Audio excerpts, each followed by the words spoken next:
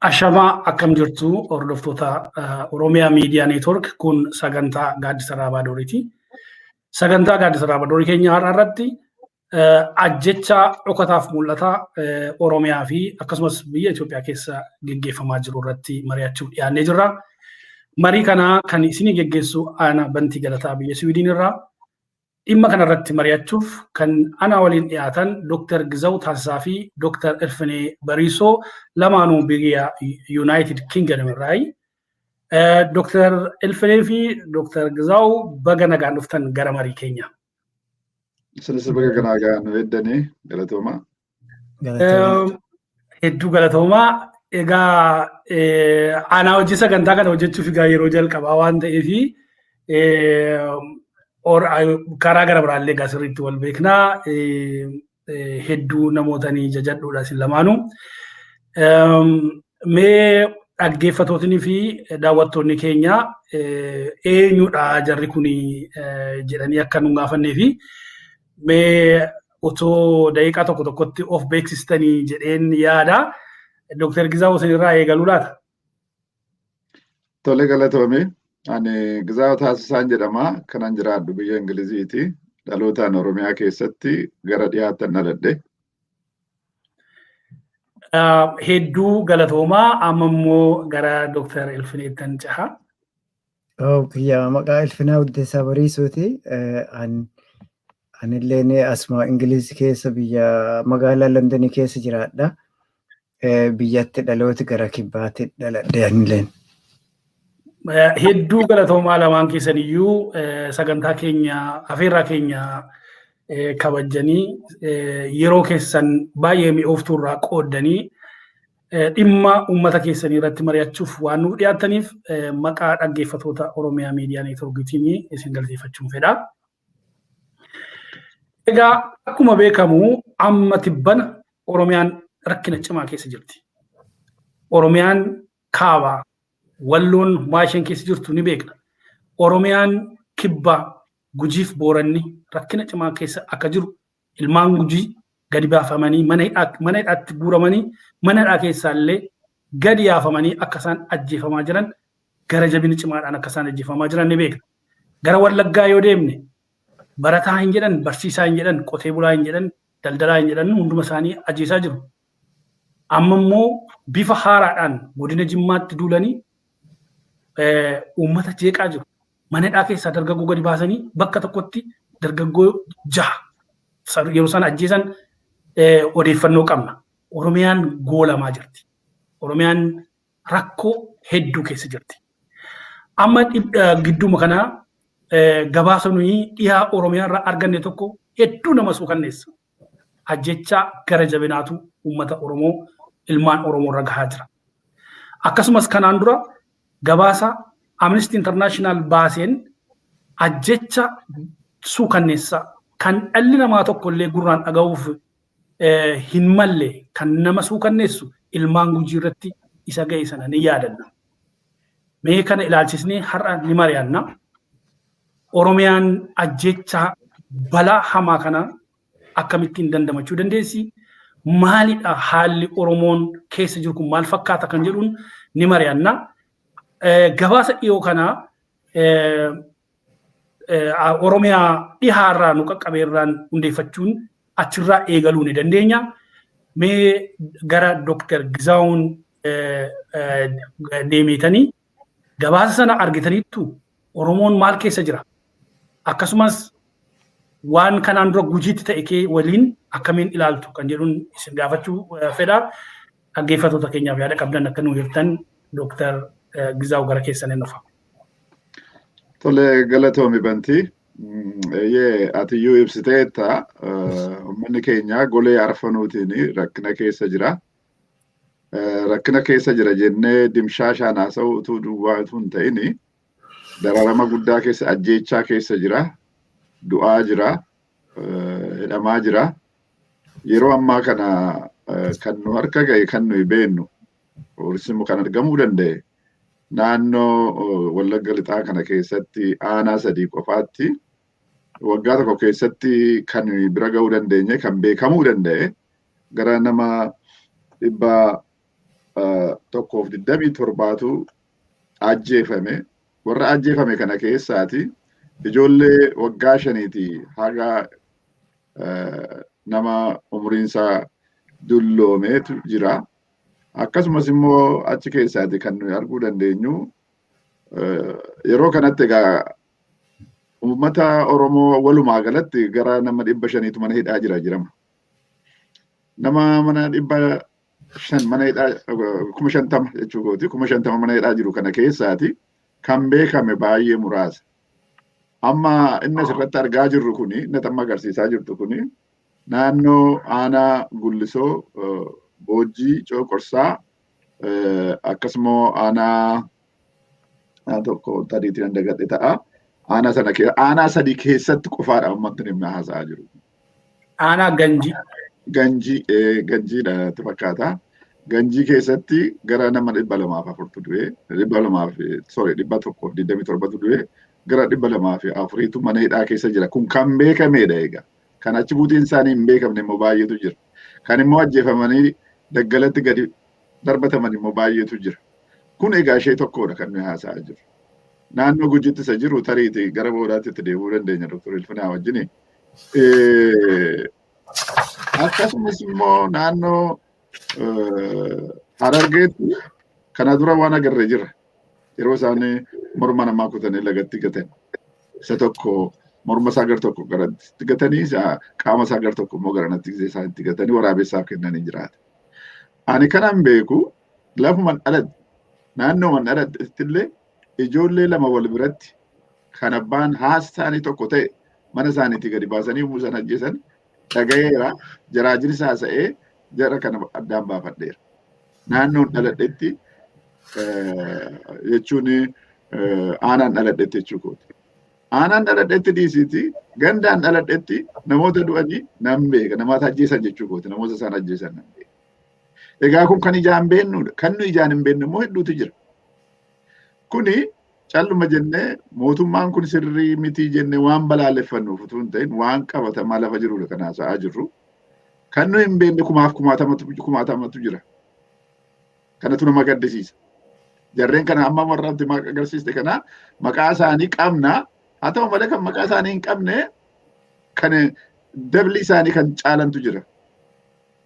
Ragaatiin jiru. Kun immoo kan inni ta'e yeroo barreen gaddaa yommuu ibsaan bade yommuu elektirikiin bade yommuu telefoonni bade sanatu ukkaamsanii kana godhan. Kanaaf odeeffannoo hin argamu. Kanaafitu nama du'eef nama jiraatullee hin beeknu kan jiruuf kanaaf. Nami bira ga'u jiru wanta ta'eef.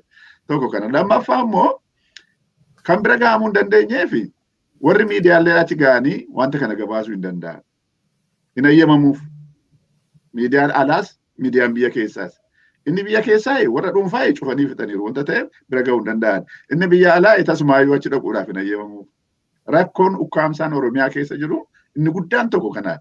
Gabaasuun illee hin danda'amu akka naannoo riijinii akka Tigraay fa'aa kana dhaqanii amma Tigraay illee dhaquu hin danda'ameera. Ammaaf kanuman jedha. Hedduu galatoomaa Dr. Gizaa'uu dhugaadha. Dukkana keessatti uummata ajjeesan.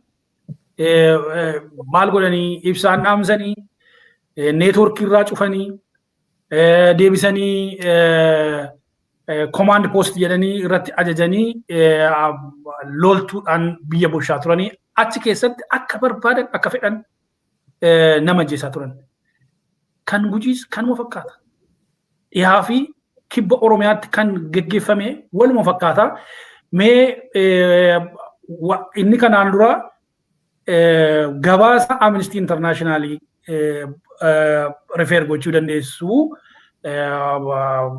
Dr. Ilfinee ammas immoo yeroo kanatti odeeffannoon isin harka jiru yoo jiraate fakkeenyaaf viidiyoo tokko ni agarsiisa Gujiirraa waan uummati keessa ture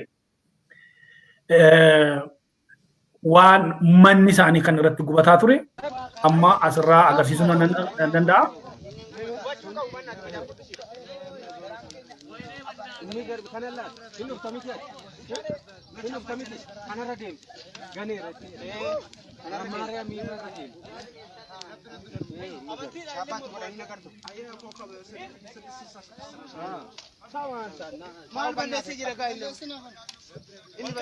Elaa kun egaa mana qotee bulaa mana jiraataa godina Gujii gadi baasanii akkasitiin callumadanii itti yaa'anii humni addaa Oromiyaa akka inni itti gubaa ture argina jechuudha. Kana qofa miti. Nama nagaa nama karaa isaa irra deemu mana isaatii gadi baasanii akka isaan maa turan. Sinna qabu deddeemma. Itti tokko naa kenna yoo gandi kun waan tokko keessa jira jedhan itti tokko naa bahu. Amma himtamu hin himtu. Foollee turte masaraa fudhatteetti. Waan tokko hin qabu. Masaraa gaaraan seente eessa gootee hin himtu. Ani waan tokko innaa qabaadhe. Eessa turteetti qaba? Amma bulee horaadha. Wanni kun bulee achi diigan kiyya gara jaarollee dhufe mana kiyya diigamu malakkichanii. Amma gaa nama kana mana irratti diiganii osoo karaa deemu immoo qabanii akka isaan itti tuman shanee eessa jirta eessaa baate jedhanii akka isaan itti tuman ni argina. Mee kana irratti kan kana fakkaatanis hedduutu jira akkuma sila Dr. Gizaa'u jedhan kan miidiyaan harkaan hin qabne kan gurraaf ija namaa bira hin geenye hedduu dararri guddaan akka geggeeffamu ni amanna. Maal jettu maaltu jira Oromiyaa kibbaa keessumaa Gujiif Boorana keessa mee Dr. Elfenee isiniifin dhiisa. Kanuma kama Oromiyaan haguma geetten akkuma uumama siintan kana keessa jirti wanni nu dhageenyu kanuma ka maas miidiyaa irra dhagahamu kana yoo nama bilbilee dubbinnu haa dhageenyu haa namni nutti barreessu kanuma addungumaa waluma fakkaata. Wanni si gaddisiisaa faashinii dhutte mana namaa gubanii mana horii walta gubanii midhaan gootidha gubanii ficha gubanii horiin keessa gubanii akka waan dansaa hojjetaa jiranu mana kana fa'innaa gubannu viidiyoo isaa xiqqoo laaltanii dhagitanii anan kaanye suuraa dura kaanii viidiyoo dura kaanii akka beetta kuno faranjooti gadi Afrikaa kana dheettee bineensa wayii jeettes suuraa waliin kaati neenqa gafarsa farda maanii kan arba jeette suuraa waliin kaati akka maaninni souvenir akka jedhan san akkasan suuraa nan kaanye ana viidiyoo nan kaanye deebii koyina kaas jedha mana gubatu dudda duubaa mul'atu jettee wallolti warri poolisootaa kun hagam garaan nama kanaa hadhaa'ee hagam nami kun waan diinamaa walirraa akka inni hojjetaa jiru si mul'isa. Tatana caaltullee waa hedduu himama waan karaa ibiddaan kanaan olii gaddeemanii nama jechaa maan wanni kun duuchiin himamaa jirti. Haga yoomii waa akkanaa kana hojjetanii haga yoomii akkana uggantee wokunni kun amma ammattiin toltiin goontii woyoontii jedhanii uggaadhaan amma ugguu waan danda'an nurra darriisaa jirti. Amma mee bultuma tana nami wayii natta aanaa tokkocha callaa keessaa isanuu aanaa bakka diqqoo keessaa dhaansa nami wayii natta erga sinii hima mina dhageeffadha fakkeennumaaf.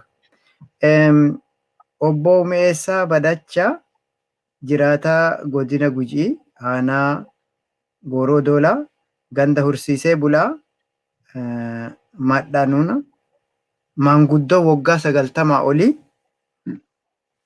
waggaa tokkoof badii tokko malee ilma keetti shanee jedhanii murtii tokko malee waajjira poolisii aanaa Gooroo Doolaa keessa hidhamee rakkataa achi ture achi gadhiifame.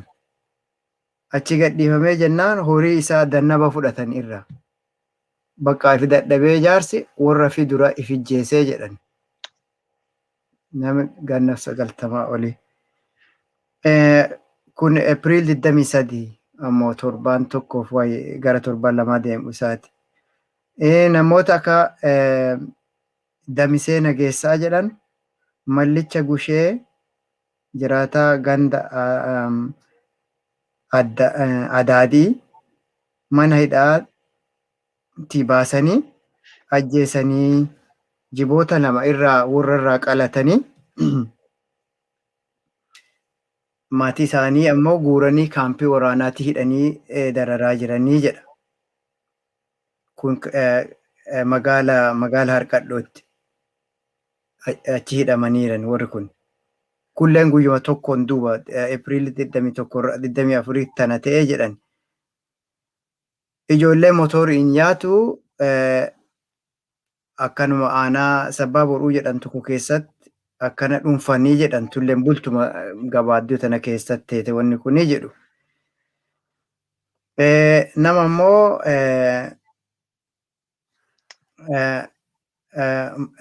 Machaala Guyyee jedhan Kottoola Kureessaa jedhan ammallee nama maqaa isaa hin dhaggine luba yookiin qeessii nama ta'e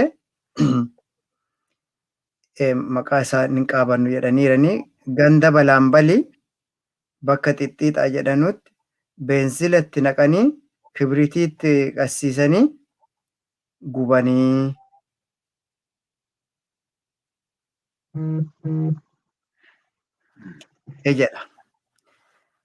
Jedhanii namoota gaaffii tokko malee waggaa tokko oli waajjira poolisii magaalaa Harqadhootti hidhamanii hedduu jiranii jedhanii keessaa maqaa haga ta'e tokko dhaawameera. Haaji Haasan Qilxaa jiraataa magaalaa Harqadhoo, Addee Xayyibaa Shaaggolisee haadha ijoollee 7 jiraattuu ganda Qaraaroo, Mustafaa nama jedhamu immoo jiraataa ganda Diilalleessaa. Kunilleen achitti akkana miidhaa guddoo irra jira jedhanii. Kana malee immoo magaalli kun magaala diqqoo Harqadhoon jedhamtuni. Nama gara 400tti waajjira poolisiitti hidhameera jedhan. Namni gara 400 oli. Harki 30 dubartoota jedhan. Dubartoota na keessa immoo namni hedduun dubartoota hedduun haree fideette ilaansoo akkana fa'a ijoollee milqeqqoo waliin kanaa hidhamtee jirti jedhan. Gara Gujii kan kun amma magaalli Harqadhoo kun Gujii bahaa keessa. Gujii lixaa immoo wama akkana fakkaataatitti keessatti deemaa jira. Nama hedduu hidhamaa, nama hedduu dhaanamaa, nama hedduu ijjeefamaa. Waraanni naannootti kaafamee warra kibbaa kana warra Amaaroo jedhan tokko Gujii waliin nagee goota meeqa seencharii meeqa le'ee warra jiru itti kaasanii lola itti kaasanii yoo Gujii ofirraa dhoggataaf hodhaanu isinti akkana godhee loo isaanii fuutanii maanii gootanii jedhanii dirara jabaarra jiran jedhan.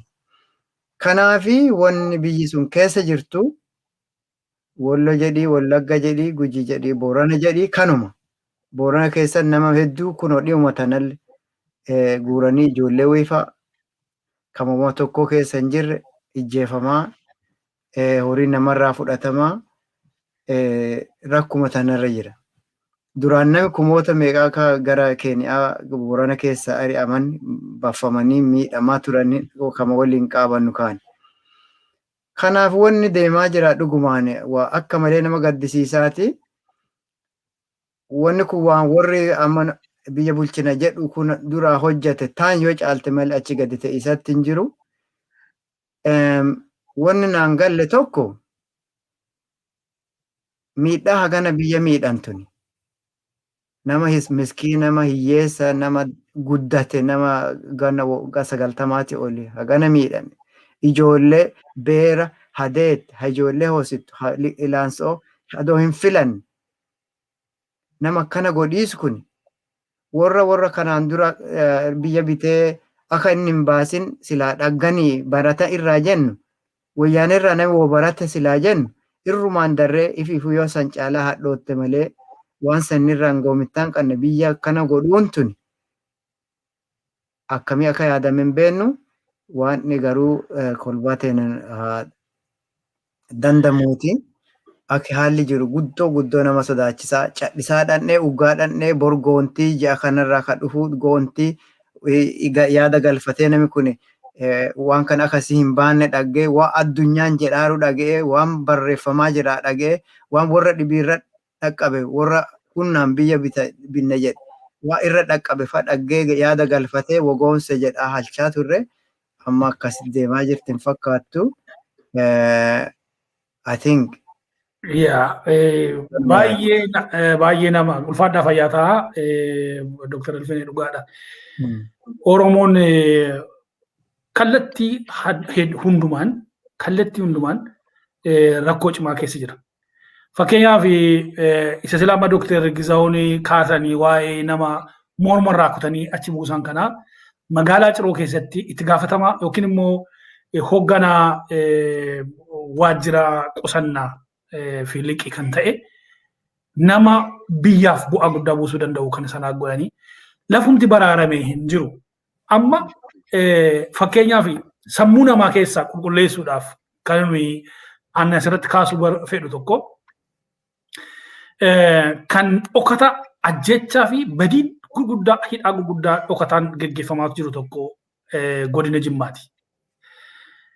Namichi kun waan Jimmaarraa dhufee fi Jimmaatu waan baraarameetti fakkaata nama tokko nama hubanneetti. Uummati Jimmaa hedduu rakkoo cimaa keessa jira. Amma aanaa Gommaatti, Gommaa jechuun keessumaa naannoo Aggaaroo kan namichi kun lafa inni dhufeedha jechuudha. Abiyyi dhaloota Abiyyi. Achitti waan ta'aa jiru tokko OMN irratti dhiyaatanii obboleessi koo Abdoo Qaadii fi artistoonni Oromoo naannoo Jimmaa kan isaan OMN irratti hojjetan tokko argee baay'ee hedduu garaa nama suukanneessa. Hunduma keessa jira. Amma gabaasa komishinni mirga namoomaa tokko Itoophiyaa tokko baaseen ilaalaa ture. Isinis tarii argitaniitu jedhee yaada. Mee kana isiniif dhiisa. Dr. Gizaawuraan eegalaa. Amma akka gabaasisuun jedhutti waajjiraalee poolisii 21 qofa irratti kan isaan xiyyeeffatanii qorannoo sana geggeessan achirraa kan isaan argatanii dubartoota daa'imman hamma umuriin isaanii 6 kan ta'anii wajjin illee kan hidhamantu jira. Deebisee daa'imman immoo yakka hojjettaniitu jedhamanii mana hidhaa keessa kan jiran umuriin isaanii kan waggaa 9 ta'u faatullee jira. Ammas deebisee namooti hedduun akkuma silaa Dr. Elfenee kaaftanii naannoo Gujiitti isa jiru sana namooti waan yakkan illee hin beekne kan himati tokko illee itti hin banamne hedduutu jira. Amma akkamii waan kuni kan jedhu otoo ilaallee kan jedhu ni kaasuu barbaade mee Dr. Gizaawu yoon isinirraa eegale jedhetanii kanarratti waan jettan yoo jiraate mee dhaggeeffattoota keenyaaf waan hirtan yoo jiraate. Tole argeera ilaaleera.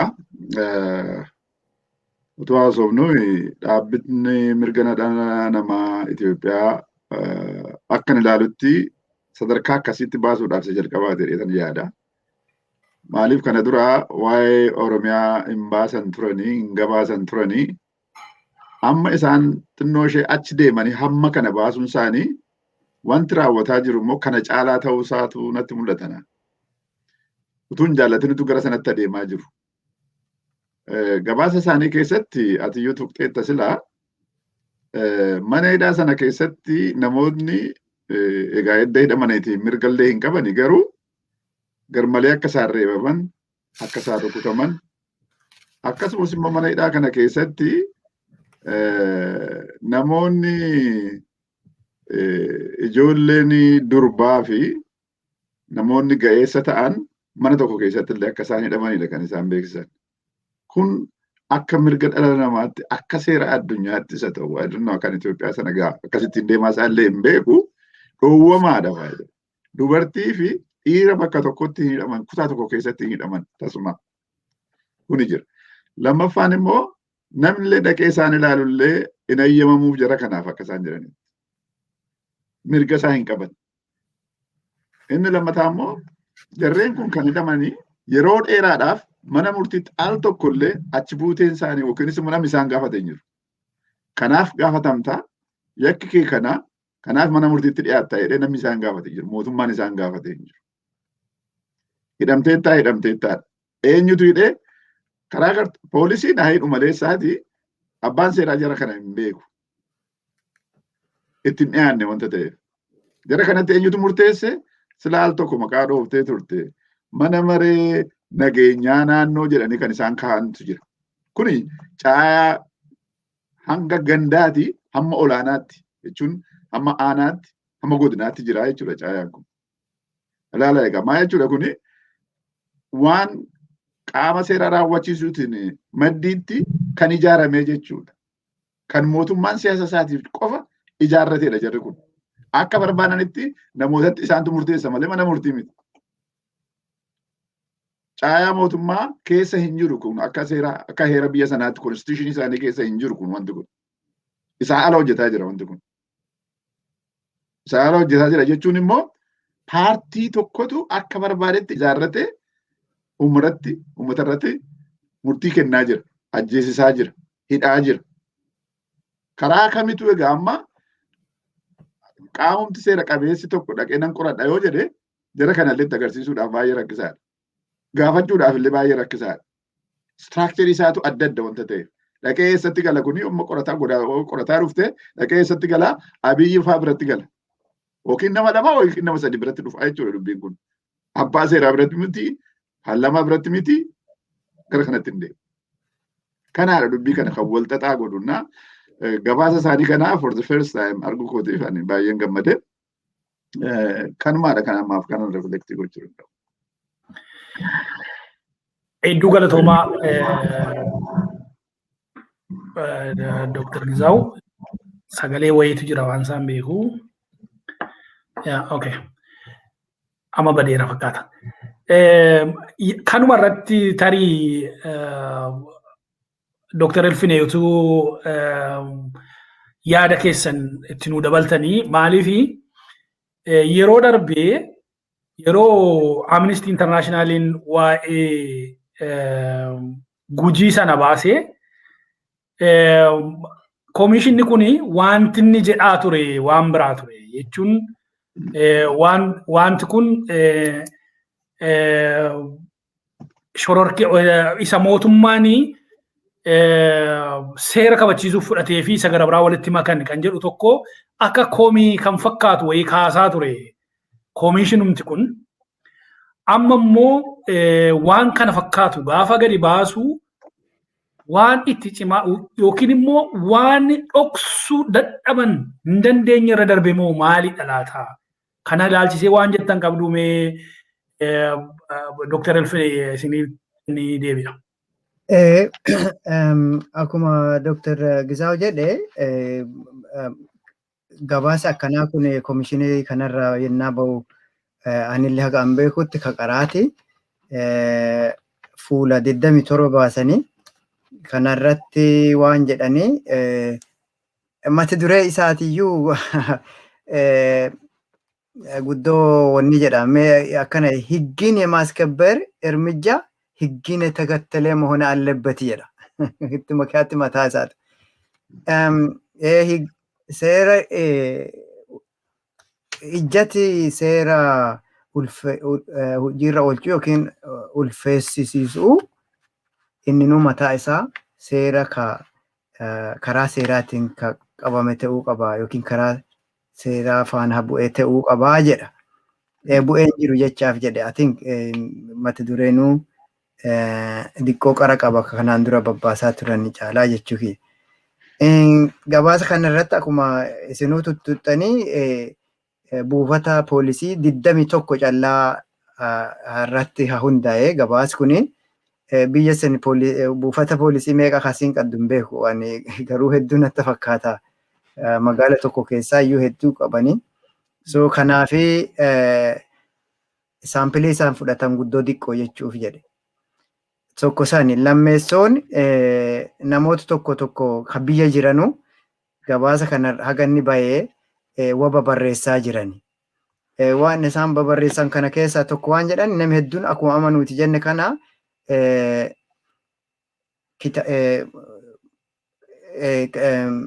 gabaasi waan mootummaa diqqoo ila qeeqisaati ilaalee barreeffame ka qaraa ka ta'e namni hedduun isa kanarra akkuma kennan waliin raggala.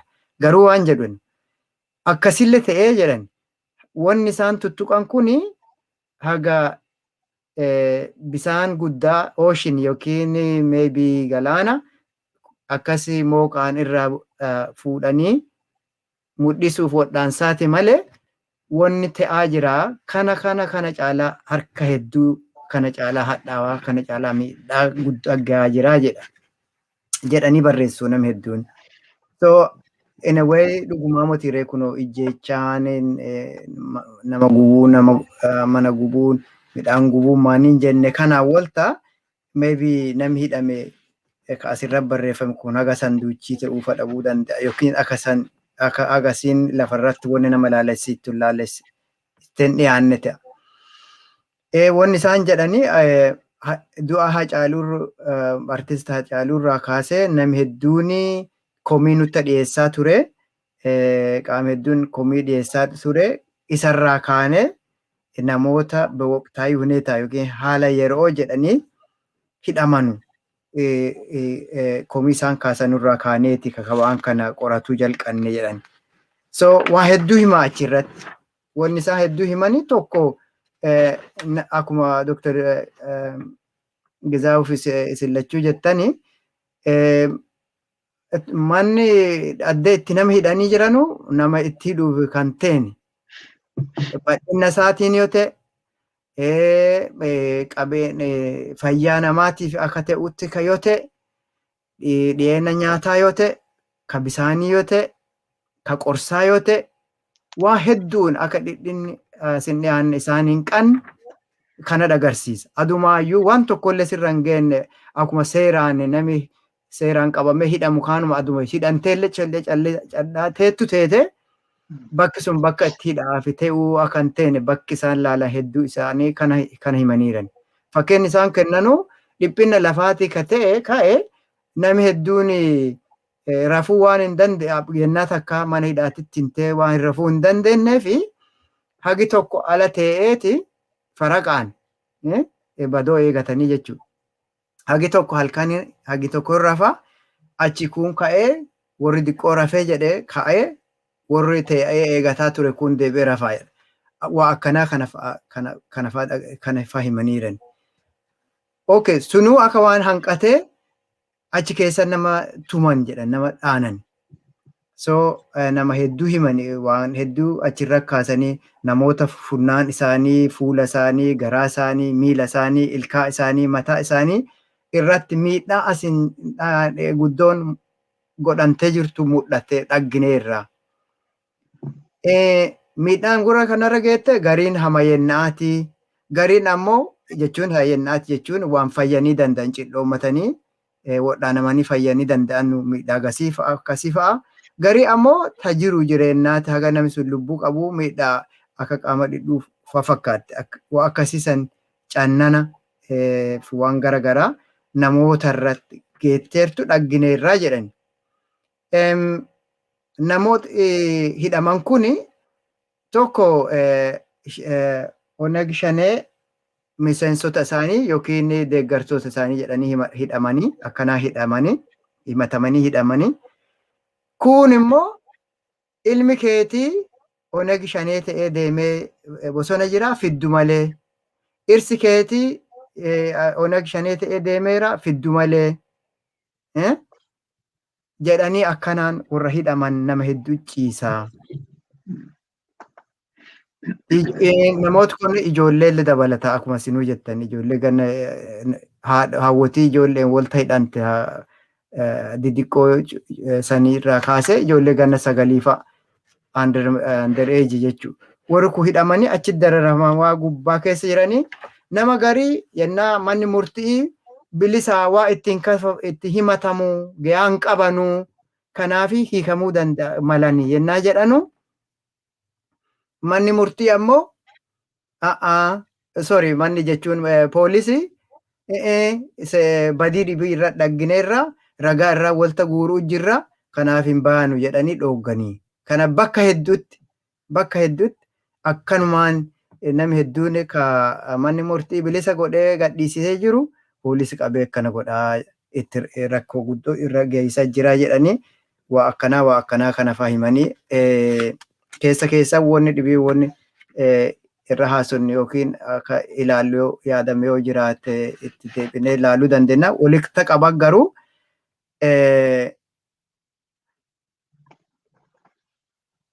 gabaasi kunini akkuma isinuu jettanii ka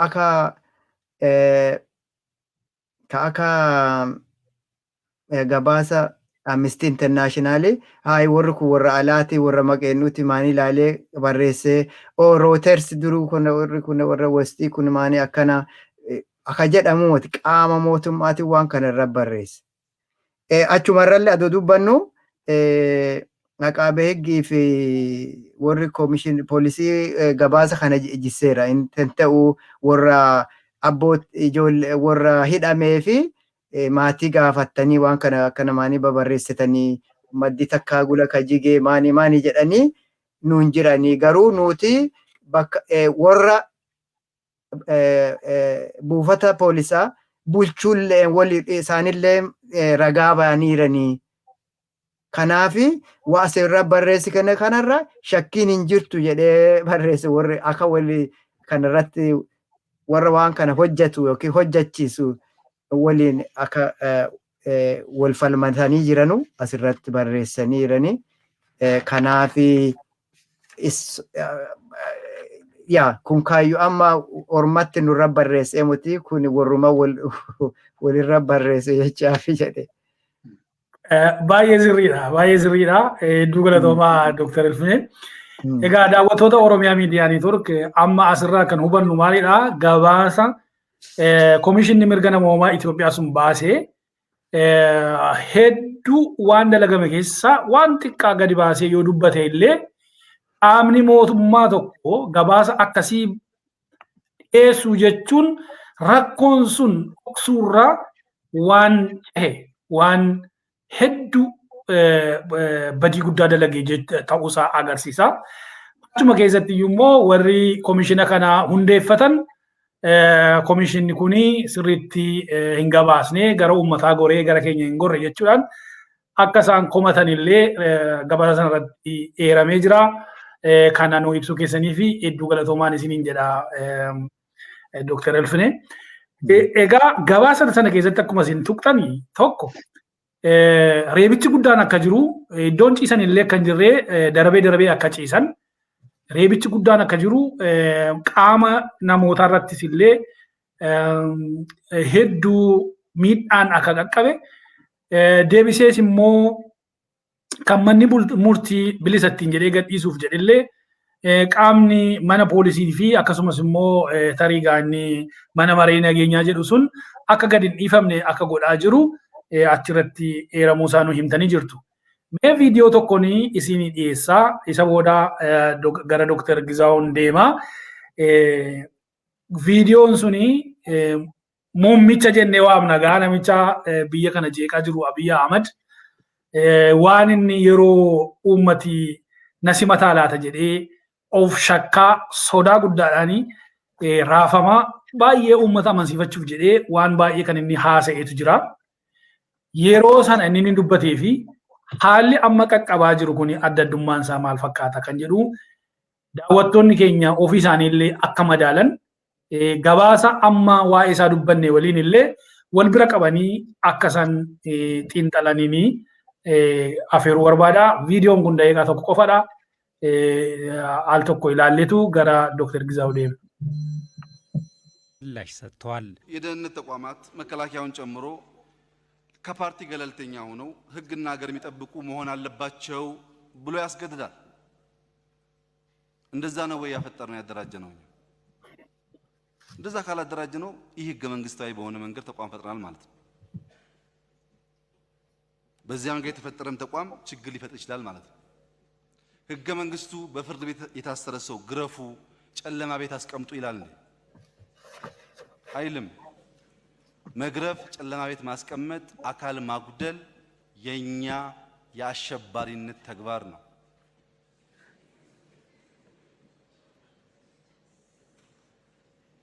ይሄን ህገ መንግስታዊ ያልሆነ ድርጊት በእያንዳንዱ ቀበሌ፣ በእያንዳንዱ ወረዳ፣ በእያንዳንዱ ዞን ሲፈጸም ቆይቷል። በፌደራል መንግስት ብቻ ሳይሆን በሁሉም ቀጠናዎች። ዱገለቶማ ኤጋ ከነ ፈካታ exactly isa gooftoliinsa hojjechaa jiran hamma gandaatti jedhee achirratti gaafa dubbatu hamma gandaatti aanaatti godinatti iddoo bakka hundumaattitu shororkeessaa turre halkan gadi baasnee reebna kan jedhu kan inni dubbate nuudha shororkeessonni akkas jedhee amma immoo shororkeessummaa isaan ammallee dalagaa jiran immoo koomishinni mirga namoomaa isaanumti hundeeffatan gadi bahee dhugaa itti bahee jira. Gabaasa isaa argine dhugaa kana qabadhaati waa'ee dheengadda shanee jedhanii shororkeessaadha shaneen jedhan sana mee irratti hamma tokko dubbanna. Gaaffii lama isinii qaba Dr. Gizaw. Gaaffiidhaaf deebii miti kuni yaada mataa keenyaa dhiyeessina. Achirratti mee waan isin dhaggeeffattoota keenyaa fi akkasiin yaada keessan ibsitan kan hin barbaadu maali? Tokko shaneen eenyu? Lammaffaan immoo shororkeessaanoon nuyi jedhan inni isaan dalagaa jiranis immoo akka isaan shororkeessummaa kana isanni jedhe sana dalagaa jiran immoo koomishinni isaan dhaabbate illee itti ragaa bahee jira. Maaliif qaama biraatti barbaadu shororkeessummaa isa shororkeessaa jiran kanatti mee kana laalchisanii maal jedhu laata Dr. Gizaawun isiniif hinniisa.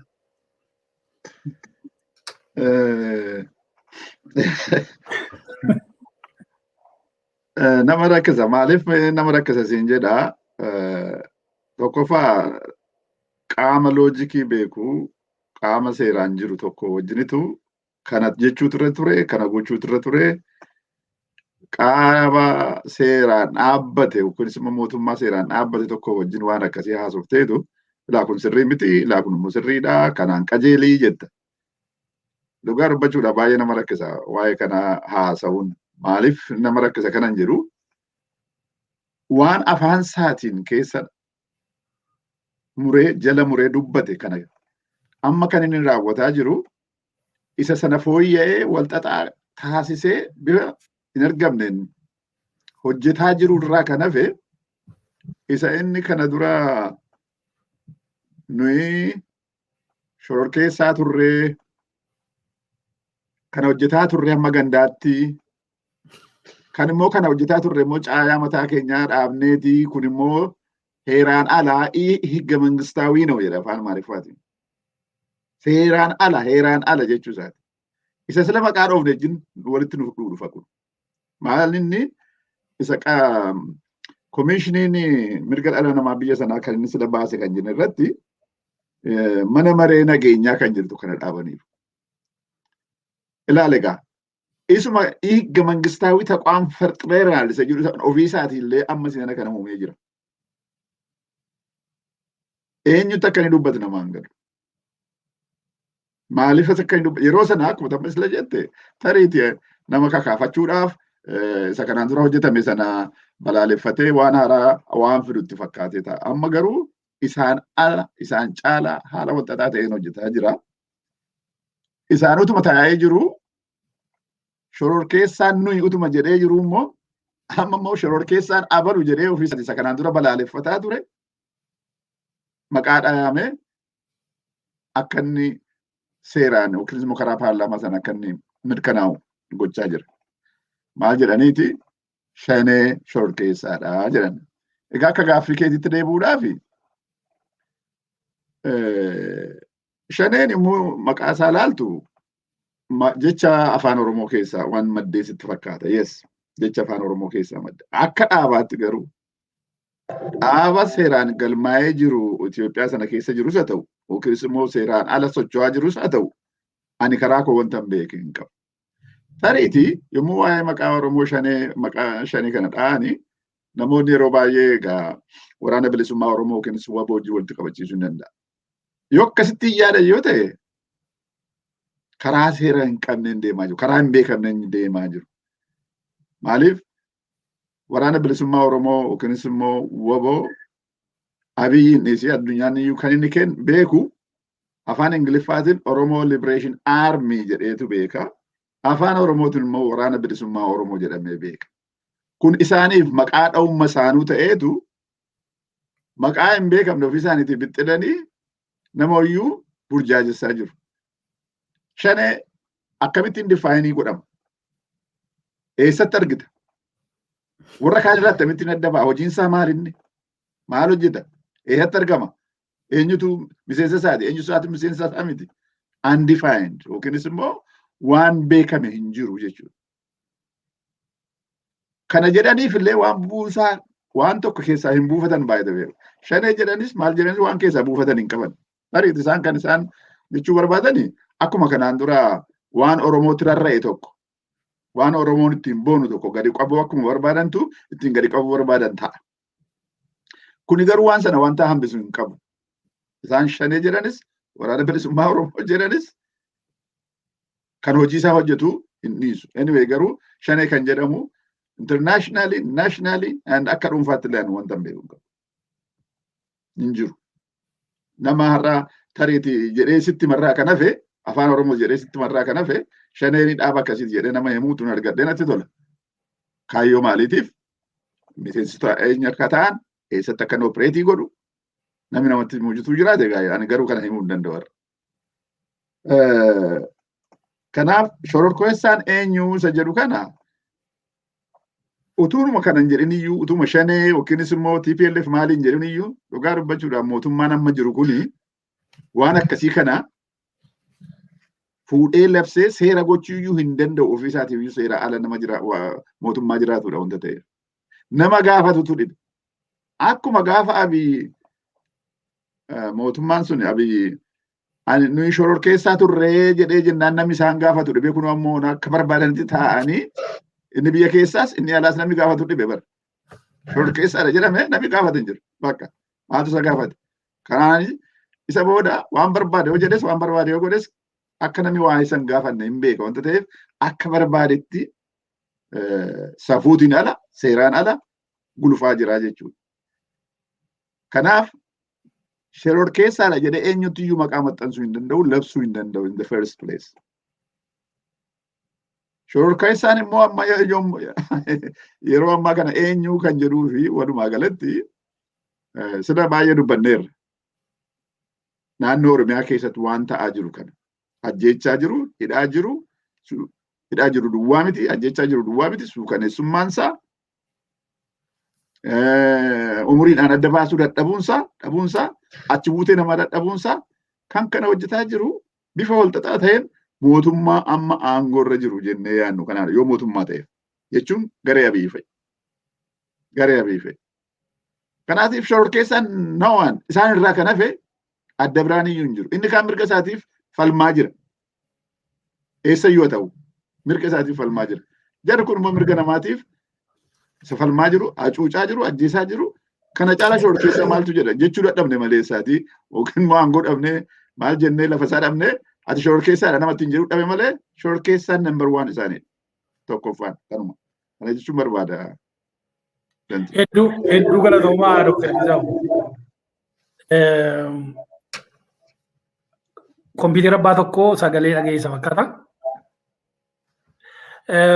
Hedduu galatoomaa waan dansanuu kaastanii dhugaadha eenyu akka ta'e hin beeknu. Garuu nama isaan qubatti qabantu jira inni immoo Oromoodha. Amma viidiyoo isa silaa tokkoon irra deebi'etanii daawwattooti keenya akka isaan qalbeeffatan barbaada.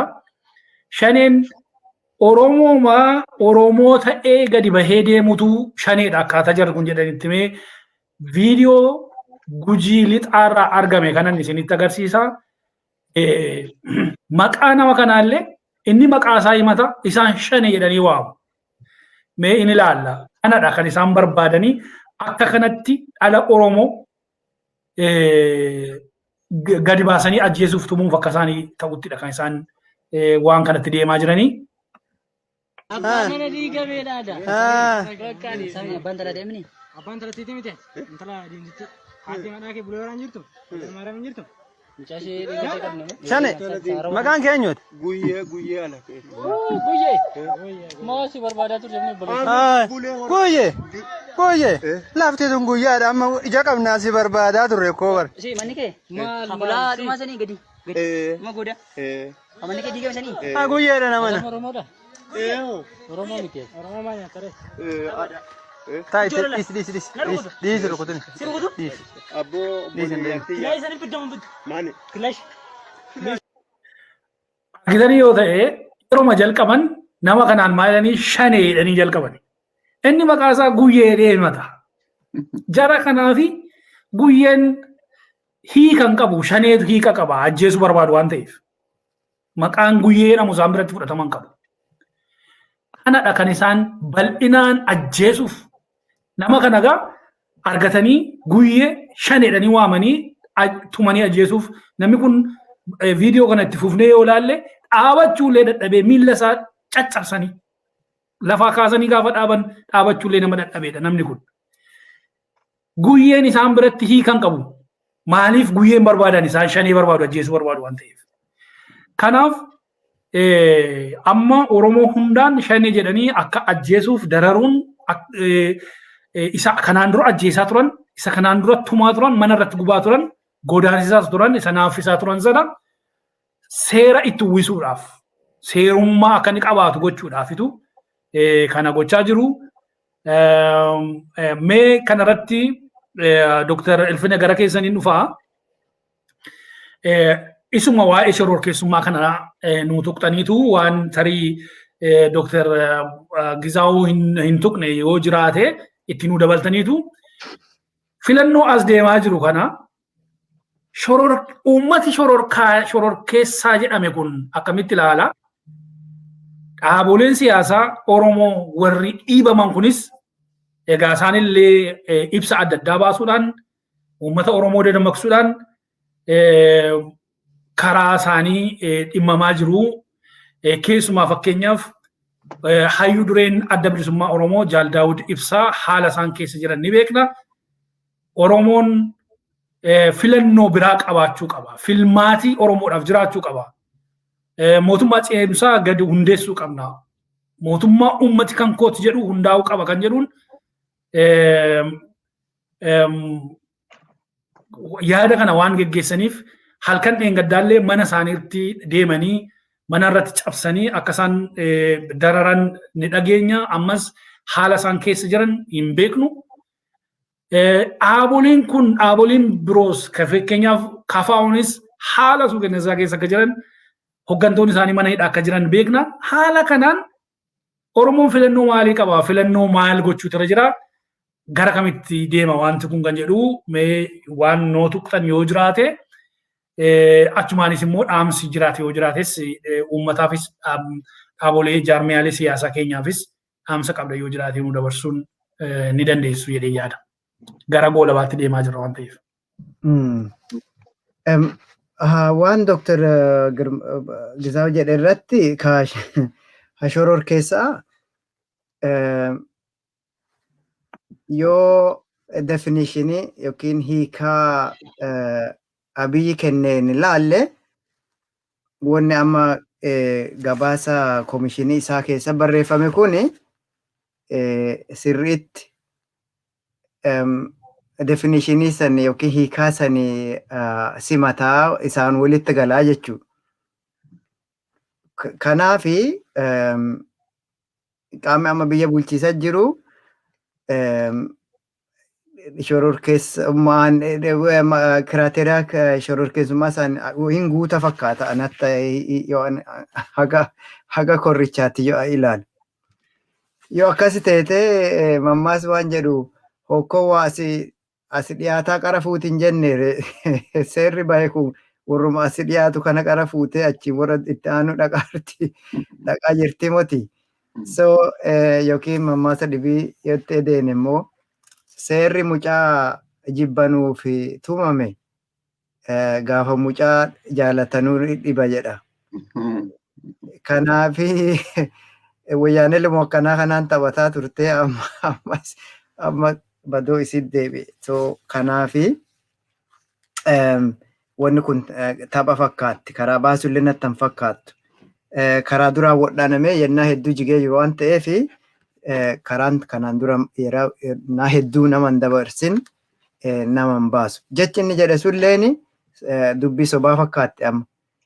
Karaan sobaan bayanii gala nama dhibaa amma rakkoon jirtu tana. Jecha gaafa san akka biyyi fudhattuuf akka itti amanuuf akka nuti guma anaa walta mirqaanne abboo nami kun dhufe nami kun jijjiirama fidaara. Nami kun biyya tana balaa waggaa 20 keessa wayyaaneen keessa nama gangalchite keessa nama baasaa jira. Biyya tana nagatti fidee guddinatti fidaara jennee addiirra keenne taani amma akka wanni sun dhugumaan dubbiin sun dubbii dhugaa dubbii gadi hin dhufin teeteenaa hujiin dhaggitu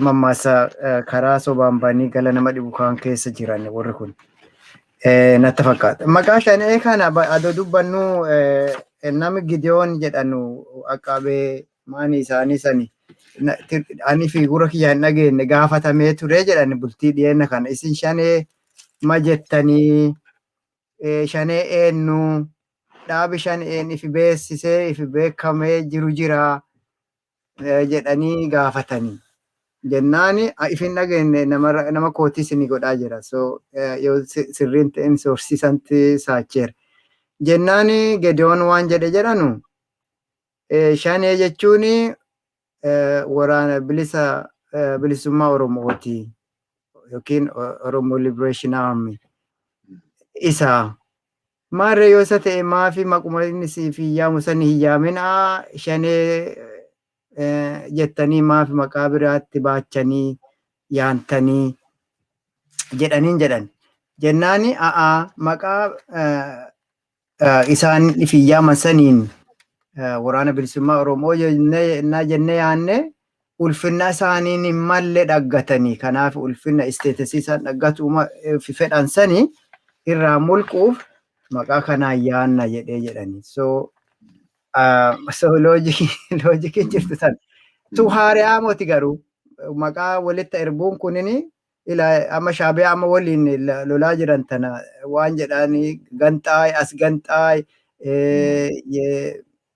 Arabochi dallaalaa petrol maattis yoo maqaa kana walta baasise kunoo maan kunoo warra kalee walii hojjetanuu juntaa jedhanii adootiif wayyaanee akka waatti dikkaate juntaa waliin jedheessaa jiran wanni kun akka murgootti haala jirutti murgoomoti malee. So kanaafi maqaa walitti maxxansuun biyya alaaleen jirti kun amma warri Tusiif huttuunfaa cockroach wanni dhodholee maanii Liibiyaan jinna nagee gadaafiin dhodholee akkana gootee maanii maqaa jarri maqaa qabdi maqaa sanii hiyyaamu tuffatiisaa fi akka biyyi jibbituuf maanii dhodholuma san ta'e inni wanni fanya turaa keessa dhokatee jiru dhuttee fuutee jette. ANC biyyi tun biyyi Ingilaand ANC terrorist jedhanii turan. Waliin hin dubbannu Nelson Mandelaan amballi yookiin kaapteenii terroristiiti isa akkamii waliin Taacheriif akkas jedhanii haasaa turan. Kanaafi maqaa walta baasisa kanaa moti dhugumaan yoo warri isaan terrorist jedhanuun terroristii ta'ani biyyin beetti biyyin dhaggiti terroristummaa saniin gatiin terroristiin tokko dhaggatu malee hin dhaggata. Yoo isaa hin ta'in maqaa walta erbaniif nama hin qabatu. Tanaas shanee tanaaf achuma irra dha. By the way, mass media kanarraa dhaggitaniirtanu kaa hin beeku. Akka waan wanni takka waa akka kaartuunii wayii baasanii turanii kaleema akka das dhagge. Woboon akkana marsee abii shan nuun shororkeessota nuun jette jedhan. No, ani woboon jenne ani shanee jedhe jedhanii itti qoosaa turan. Akka waa akkasiisan babaasanii jiranii. Garuu maqaan baasis kun guddoo nama qarqara natti hin fakkaatu. Wanni nama baasu jira. dhuga cubbuu hojjetuu dhabu daba hojjetuu dhabu seera cabsuu dhabu akkuma inni nuu jedhe shororkeessaa ta'uu dhabu santi biyya nama baasu jira. Nama addas aangoo gurguddoo qabu kunini gaafa tokko qaacirsaa qabame mana murtii addunyaa irra dhiyaatuu hin danda'a beeki. Namuu namuma seeraa olii muti hagiin tokko haga waansa harkaa qaddu callaa nama dhiisi waaqaa olifitti sitti fakkaatuu dandeetti malee martee dubbiin dhugumaaf haa qabbuuti natti fakkaata. Gara dubbii dheeresse gara iyyuu filannoo yoo deenne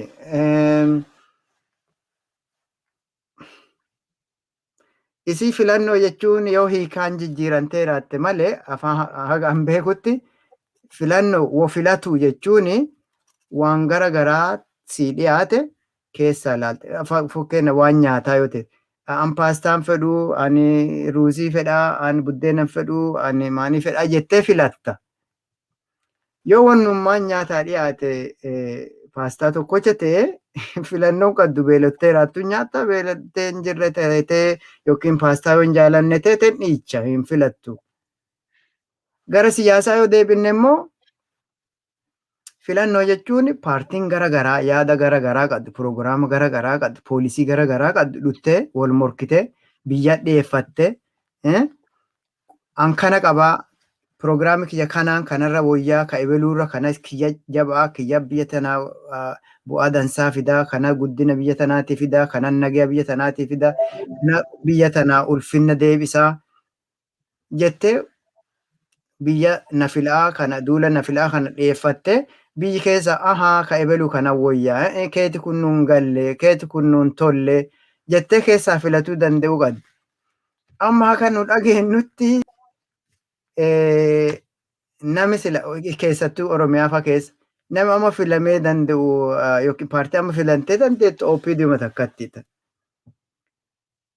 Yoo ka biraa ka filatan paartiin dhibiin filatan yoo hin eegan jiraanne maaloo duriille kunoo paarlamaan kun yennaa fi dabarseetu hojjetiisa jira.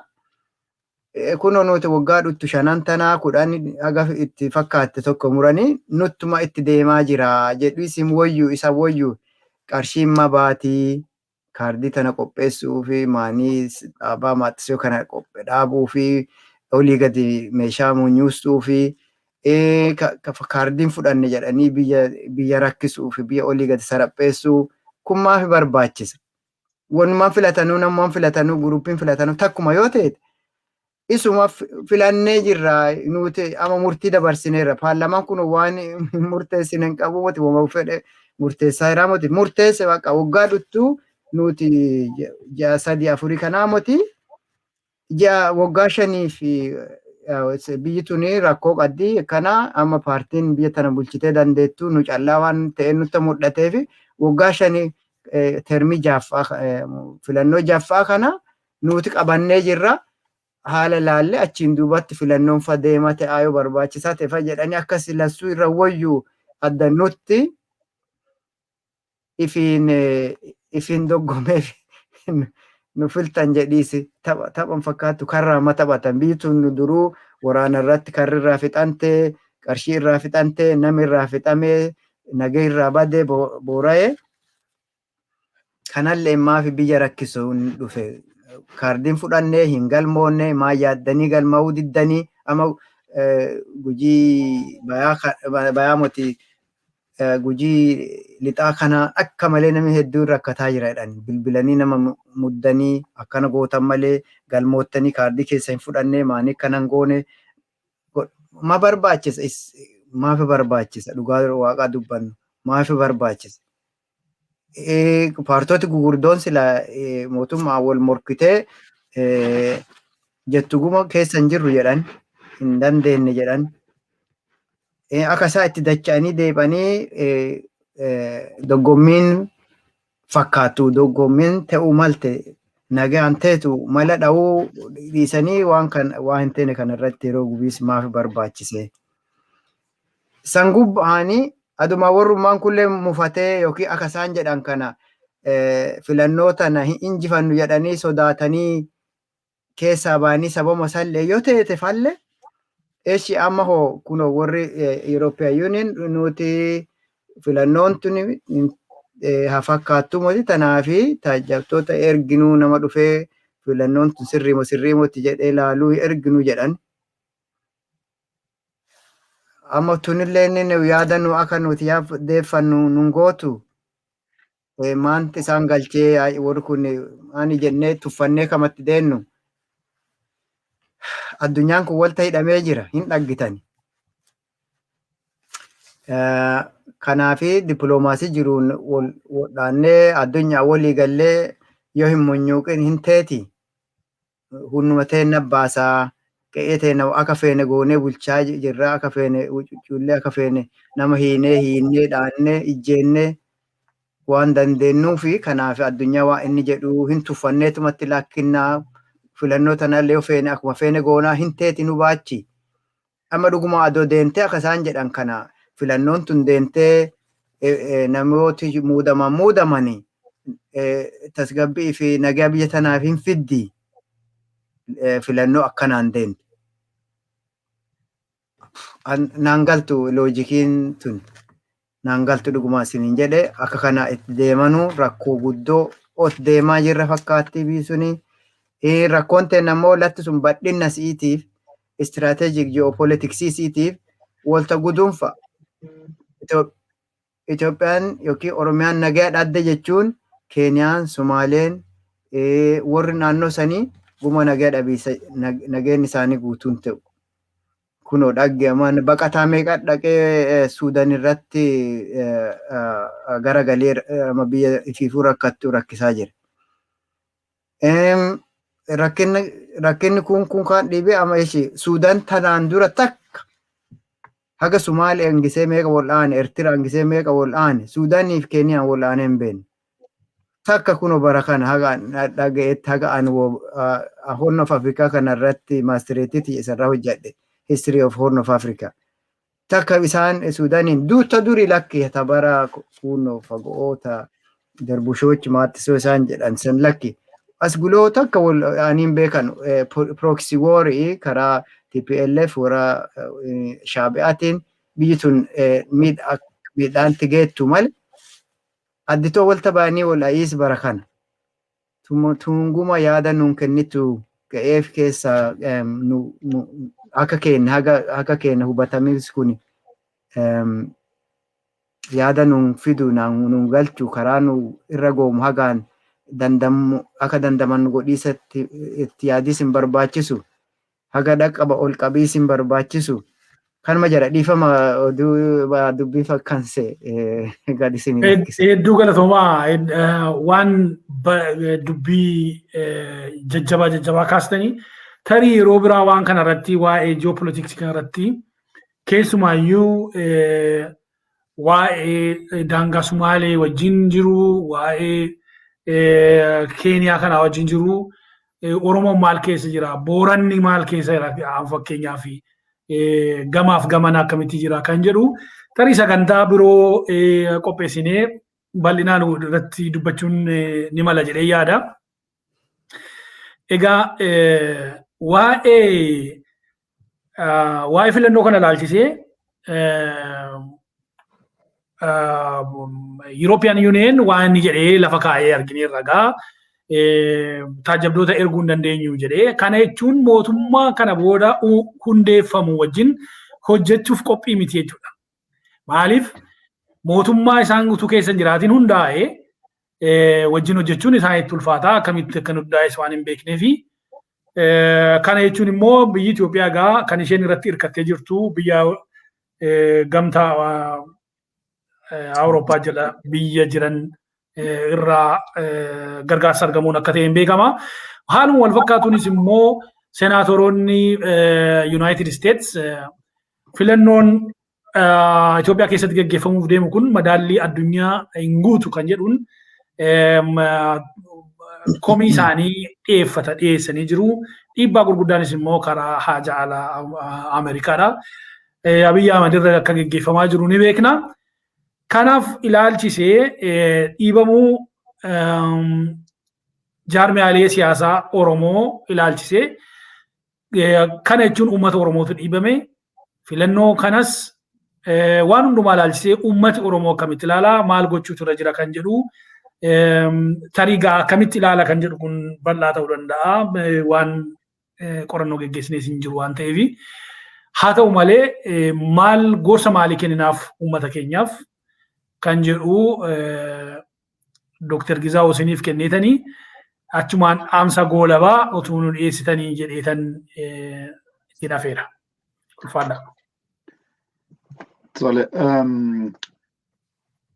wal isinuu jettaniittu filannoo ilfinaan waa'ee filannoo jala muree akka dudduubeetti kennedha akka baakgiraawundiitti. Ani haaluma qabatamaadhaan iyyuu naannoo Oromiyaa keessatti keessumaayyuu filannoon hin jiru kanan jiruun murteeffannoo godhaa ofii kootiiti. Kanammoo maaliifan jedhaa naannoo Oromiyaa keessa golee arfanuutiin namni hidhamaa jira, ajjeefamaa jira. Dhaabbileen Oromoon qabu lamaan isaanii waajjirri isaanii duraa cufamee jira. Namoonni isaanii duraa hidhamanii jiru.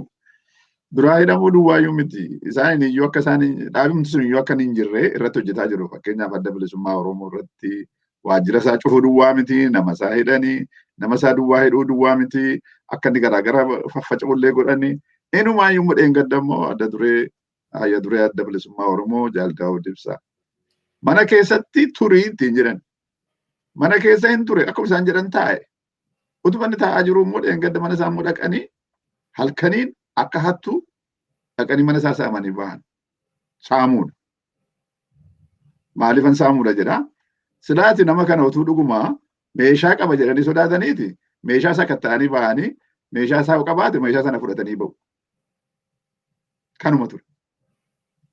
Jarri kun garuu har'a dhaqaniitu waan tokko utuu wannoo isaa keessatti nafin minjaala isaa xarapheezaa isaa irratti nafini fudhatanii deemanii.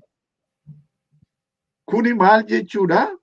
Isa sada jenne wajjin wal qabata bara. Shororkeessummaa isa jedhan kana. Calluma jedhanii waan barbaadan dhaqanii saamanii. Hattuu seeka shalabbee ta'uudha kun. Malee isaatii mootummaa tokkotu qaama isaa ajajee waan inni gochuun irra jiru immoo itti himee geesse hin fakkaatu. Garuu immoo hundumti isaanii wal fakkaattiidha wanta ta'aniif isaanumatu erge garuu ergaan sun immoo hojii kashalabbeeti hojii hattuu ta'e. Waa'ee filannoo irratti ilaalchisee namichi kuni keessumaa Abiyyi kan inni ajaja fudhataa jiru kan inni barataa jiru Isaayyaas Afeworqiirraati. Isaayyaas Afeworqi immoo edda biyyi sun bilisoomteeti qofaasaa nama bulchaa jirudha beekaa. Pirinsipilii inni ittiin hojjetaa jiru. Namicha Somaalee wajjin waliin sadanuu isaanii walii galanii diktaatershiippiidha malee isaati sabdaneessaa miti. Waan dimokiraasiitiin hojjetu miti. Kanaadha kan nu hubataa jiru. Isaayyaas ergaa bira aangoorra baheeti waa'ee filannoo hin beekus hin barbaadus. Amma dheengaddan argaa. Isaayyaas Afeworqii ijoolleetu hin baacu ta'ee dhugaa ta'uu hin beeku. Isaayyaas Afeworqii filannoo Itoophiyaa keessatti ta'uudhaaf jiruu fi taajjabdoota ergee jedhan. Erguuf deemaa jedhan. Ilaala. Muuxannootu qabaateeti utuu ofiisaati dimokiraat ta'eeti dhufee taajjaba. Maal taajjaba kun? Namni kunillee kanuma bakka bu'aa isiniin jechuun barbaade. Amma sila ulfinaan kaasee ture. Filannoon on jiruuti nama tokkitti jira hooti maaliif rakkisuu jedhe. Yes maaliif rakkisu? Garuu kan isaan rakkisaniif waa jira. Maaliif filannoon ta'eera nama manatu bahee filate kanaaf horii naa kennaayi kanaaf immoo mootummaan gosa dhufu kanatti immoo naa mirkaneessaa jechuu barbaada. Kanaaf rakkataa jiru bara. Sasoba. Filannoon kun ookuun dhammi dhaqeellee filuudhaa baateeyyuu akka inni filannoo hin taane hinuma beekama. Sirriimatti beekama kun. Maaliif namoota yeroo ammaa kana ani kaleessa malee dheengadda guyyaa sadii fuuldura nama wajjin wal quunnameera. Bakka galgala manatti galaa guyyaa dhufanii kaardii fudhataniiru maaliidha jedhanii ummatu nu doorsisuu jedhe. Karaa irratti immoo kaardii qabdaa jedhanii masi gaafatu jedhan. Kaardii filannoo. Amma akka ID kaardii kaardii filannoo sanatti agarsiisu turreera karaa muu deemtullee sanatti jechuudha. Sukkaara sanamni barbaadu yookiin immoo ashaboo sanamni barbaadu yookiin zayitii sanamni barbaadu sana dhowwatanii gaafa namni lakki oo barbaadan isa fudhaa deemaa jedhee gaafa jirdu karaa irratti qabanii gaafachuutti ka'a. Namni rakkateeti malee hin beeka. Rakkateeti. Garuu filannoon hin jiru. Immoo ani rakkadheeraa jettee waan bira dabartu hin qabdu. Tariitii akka dhaamsaatti kanneen wannoo gochuu dandeenyu. Ani maaliif bilisummaa eenyuyyuu siin kennu. Waa'ee bilisummaa haasa'aa jirra wanta ta'eef. Sabni tokko bilisomne taatee jennaani akka isaa Abiyyi jedhe miti. Sabi iyyoome dimokiraasii maalii barbaadaa jedhe. Sabi iyyoome mirga hin qabu jedhe Abiyyi al tokko dhageessanitti yoo ta'e.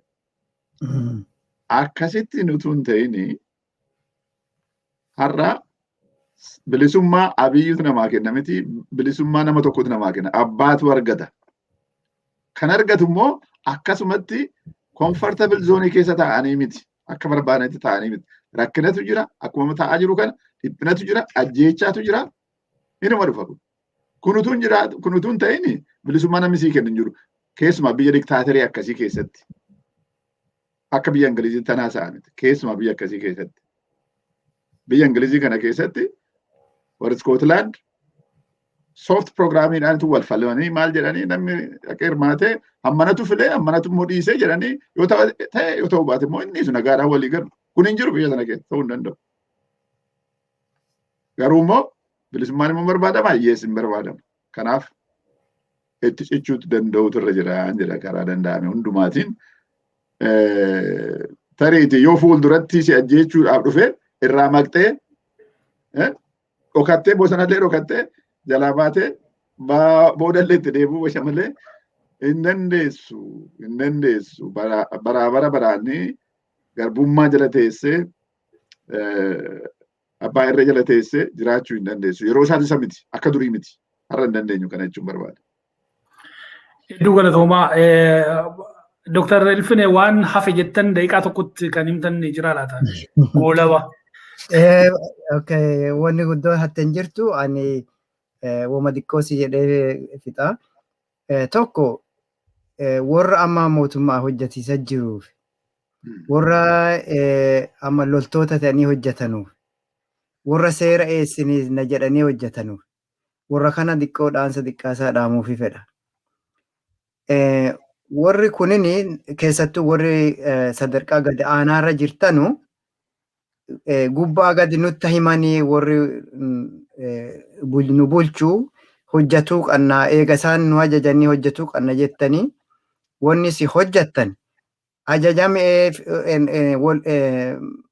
boruu itti gaafatama jalaa isin baasu. Kanaafi wama hojjattan gumaa wanni kun waan dhugaati, wanni kun waan haqaati, wanni kun waan cubbuun keessa jirtu, wanni kun waan seera alaati jedhaaf gaafadha.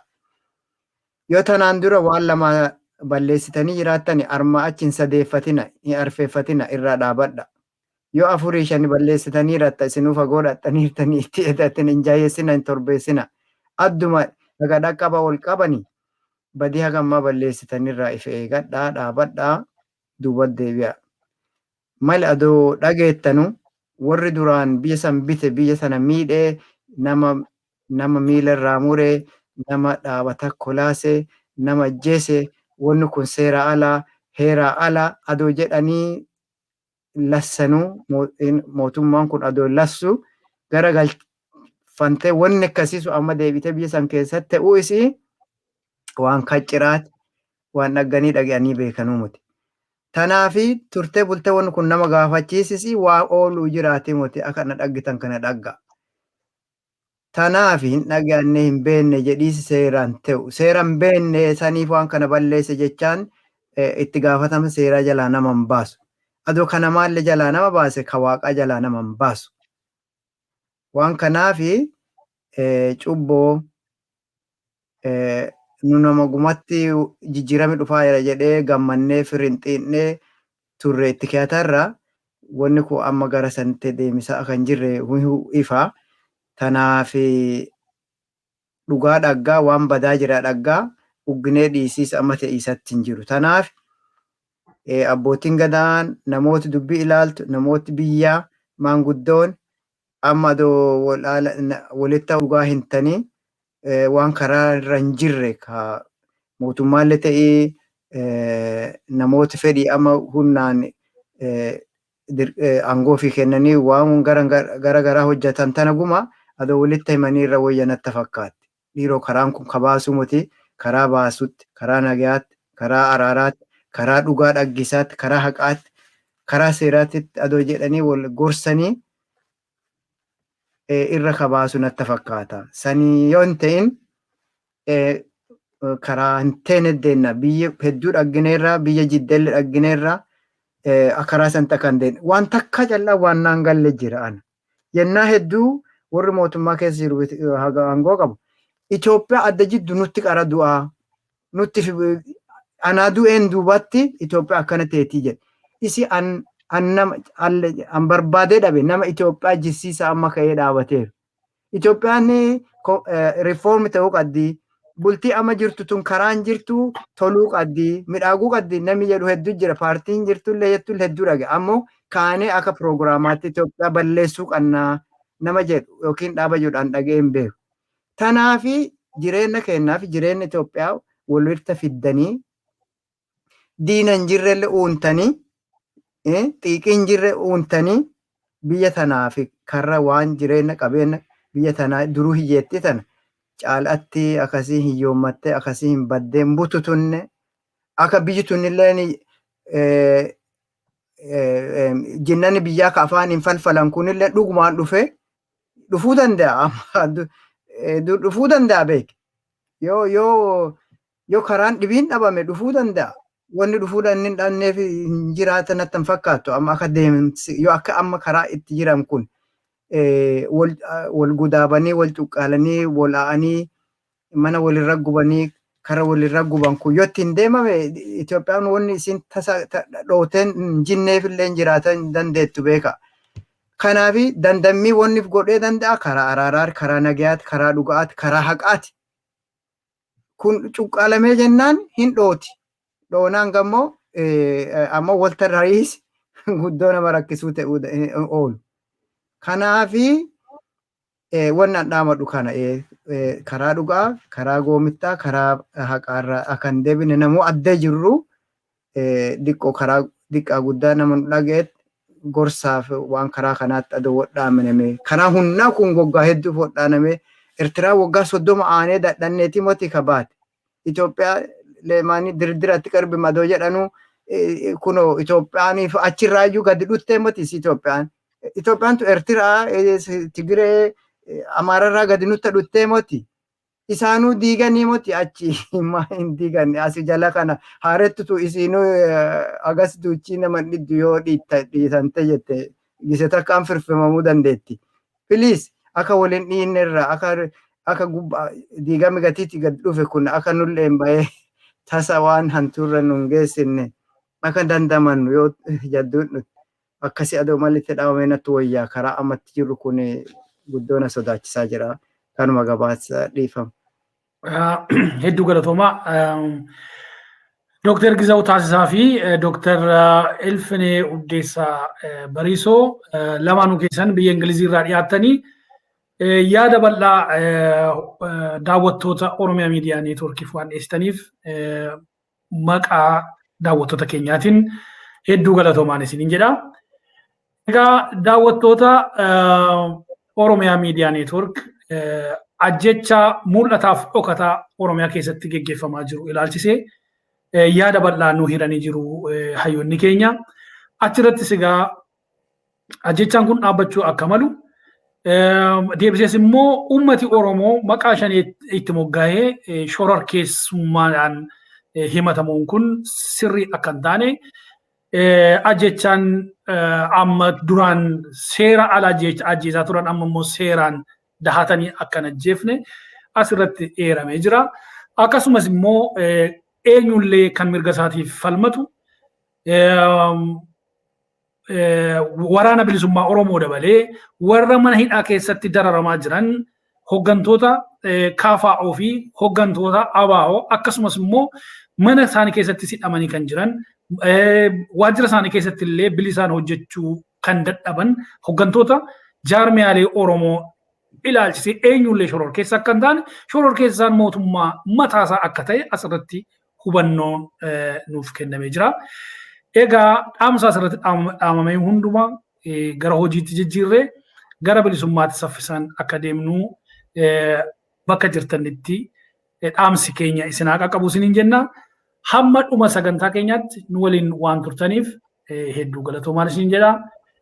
Sagantaa birootiin nama walitti deemnutti horaa bulaa deebana.